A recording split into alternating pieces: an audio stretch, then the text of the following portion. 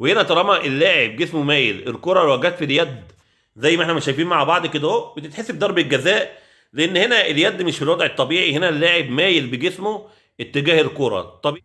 اول حاجه هنشوفها مع بعض هنا فاول على لعيب الاهلي، هنشوف مع بعض هنا هتلاقي فيه التحام بالقدم، وطبعا هنا الالتحام موجود والفاول سليم.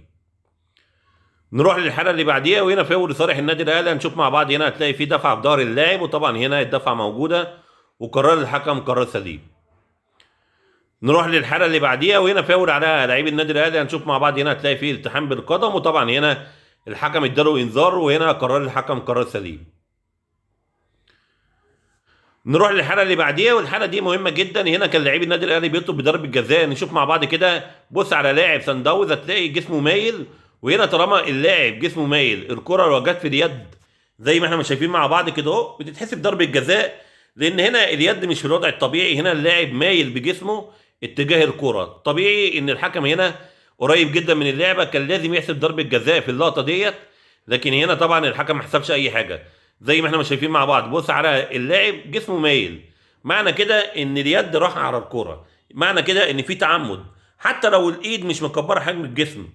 شوف بقى، حتى لو الايد مش مكبره حجم الجسم بس ايدك رايحه للكرة بميلان وجسمك مايل بالطريقه ديت، كان لازم الحكم يحسب ضربه جزاء، لان هنا في تعمد، لكن هنا الحكم ما حسبش اي حاجه في اللعبه ديت.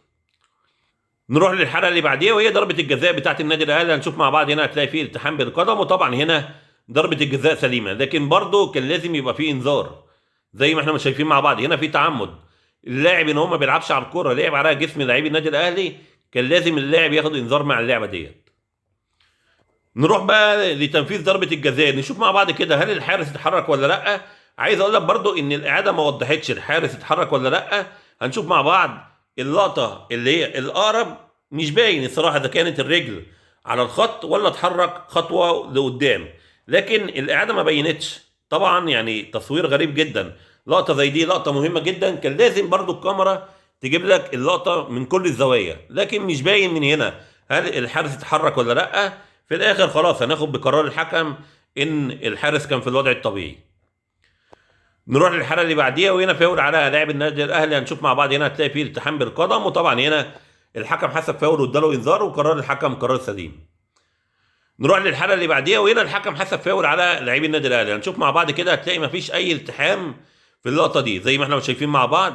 ادي لاعبي النادي الاهلي ما عملش اي التحام بالقدم، لكن في الاخر الحكم حسب فاول على النادي الاهلي.